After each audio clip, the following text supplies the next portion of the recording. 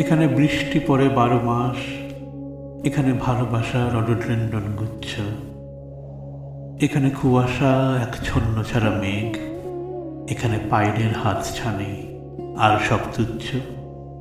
Seattle. সবাই বলে বৃষ্টির শহর। বৃষ্টি ভালোবাসি বলেই বোধ হয় সিয়াটল আমার এত প্রিয় শহর, আমার কর্মভূমি। আমি উত্তরবঙ্গের ছেলে, বড় হয়েছি পাহাড়ের প্রচ্ছন্ন আদরে, মেঘ আর বৃষ্টির সাথে খুনসুটি করে। কি জানি, মনে মনে আমি বোধহয় ওই ফেলে আসা ছেলেবেলাকে খুঁজে পাওয়ার চেষ্টা করি এখানেই। আর সেজন্যই বোধহয় এই শহর এত প্রিয়। শ্রাবণের ধারার মতো স্মৃতিরা ঝরে পড়ে আমার সুখ দুঃখের পরে, আর এই স্মৃতির মহিরু হয়ে আমাকে আগলে রেখেছেন স্বয়ং রবীন্দ্রনাথ। রবীন্দ্রনাথকে দিয়েই প্রথম পড়তে শেখা। ছোট খোকা বলে অওয়া, শেখে নিশে কথা কওয়া।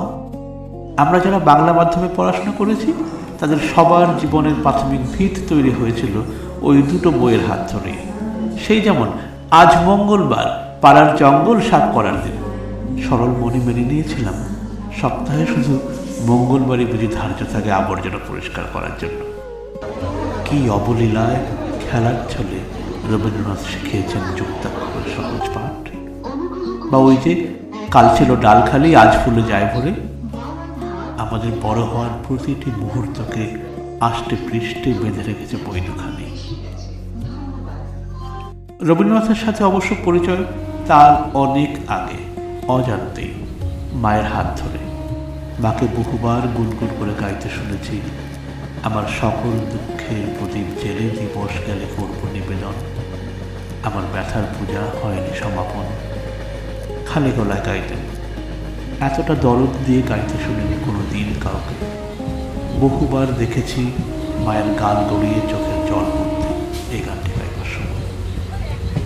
মায়ের চোখে জল দেখে আমার ভীষণ রাগ হতো।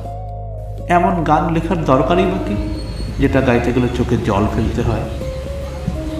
সন্ধেবেলায় বাড়িতে হারিকেনের নিবু নিবু আলোতে মা বই পড়তেন বা বুধবারের বাংলা নাটক শুনতেন আকাশবাণীতে। ওই সময়কার ভীরু ভীরু সন্ধ্যেগুলোতে বাড়িতে যখন আমি আর মা ছাড়া কেউ নেই, ওই সময়টা ছিল আমাদের একান্ত ব্যক্তিগত অনুভব বিনিময়ের সময়। তুচ্ছ কিছু আনন্দ, দুঃখ, সুখ, আমার সকল দুঃখের প্রদীপের আমি একমাত্র শ্রোতা। অনেক পরে বড় হয়ে বুঝেছি আমাদের সবার, প্রত্যেকের জীবনে এমন কোনো অনুভব নেই যা নিয়ে রবীন্দ্রনাথ লেখেননি। আমার সকল দুঃখের প্রদীপের মুহূর্তরা আমার কাছে একটা স্বপ্নের মতো। এটা সবার থেকে আলাদা, কারোর সাথে ভাগ করে নেবার নয়। আরও ছোটবেলায় ফি বছর মার হাত ধরে মামার বাড়ি যেতাম, প্রত্যন্ত গ্রামে, ছোট্ট গ্রাম, পাশেই চাষের জমি, এ প্রান্ত থেকে ও প্রান্ত সবুজ মাঠ। শীতকালের জমির আলপথ ধরে হেঁটে গেছি, পায়ে লেগে আছে সারা রাতের পড়ে থাকা হিম। কোনোটাতে ফুলকপি, কোথাও বা বেগুন, কোথাও বা পালং শাক, আবার কোথাও বা আদিগন্ত হলুদ সর্ষে ফুল। মামার বাড়ির কাছাকাছি ছিল আমাদের এক পাড়াতুতো মাসির বাড়ি, মায়ের বান্ধবী। মা মামার বাড়ি গেলেই দেখা করতে যেত বান্ধবীর সাথে। কাঠের বাড়ি, নিকোনো উঠোনের এক কোণে তুলসী পাত। শীতের এক সকালে মায়ের হাত ধরে গেছে ওই মাসির বাড়িতে। দূর থেকে শুনতে পেলাম বাড়ি থেকে হারমোনিয়ামে গান ভেসে আসছে। খোলো খোলো দ্বার, রাখিও না আর বাহিরে আমায় দাঁড়ায়।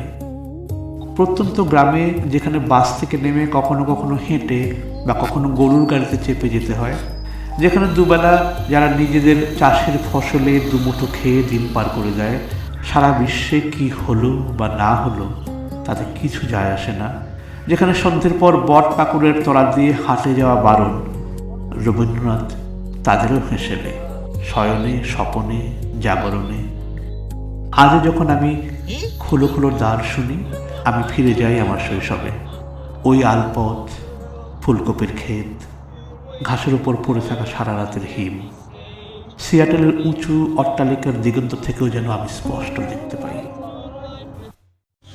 আরেকদিন ইংরেজি টিউশন থেকে ফিরছি, একটু দেরি হয়ে গেছে সেদিন। পাশাপাশি হাঁটছি আমরা দুজন।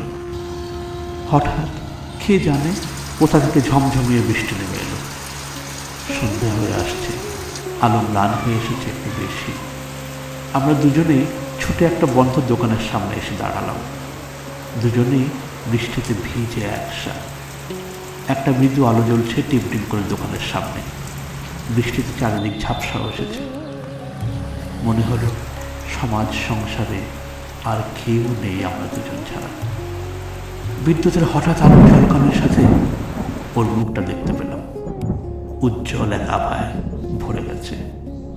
ভ্রুপল্লব থেকে টুপ করে এক ফোঁটা বৃষ্টির জল বুঝে গড়িয়ে পড়ল মুক্তোর মতো। হতভম্ব হয়ে তাকিয়ে আছে দুজন দুজনের দিকে। আধারে মিশে গেছে আর সব। শুনলাম দূর থেকে ভেসে আসছে হালকা এক গানের আভাস। তুমি কোন ভাঙনের পথে এলে সুপ্ত রাতে। স্বামী সর্বজ্ঞানন্দজি মানে দীপঙ্কর মহারাজের গলায় প্রথম শুনি দাঁড়িয়ে আছো তুমি আমার গানের ওপারে। মহারাজের দরাজ গলায় প্রথমবার শুনেই মোহিত হয়ে গিয়েছিলাম। আমি তখন 11 পড়ি। রবীন্দ্রনাথ অনেকটাই গ্রাস করে নিয়েছেন আমায় ততদিনে। জীবন সম্পর্কে অনেক কৌতূহল, অনেক প্রশ্ন, নিষিদ্ধের হাতছানি, মুখে যেতে পারিনি।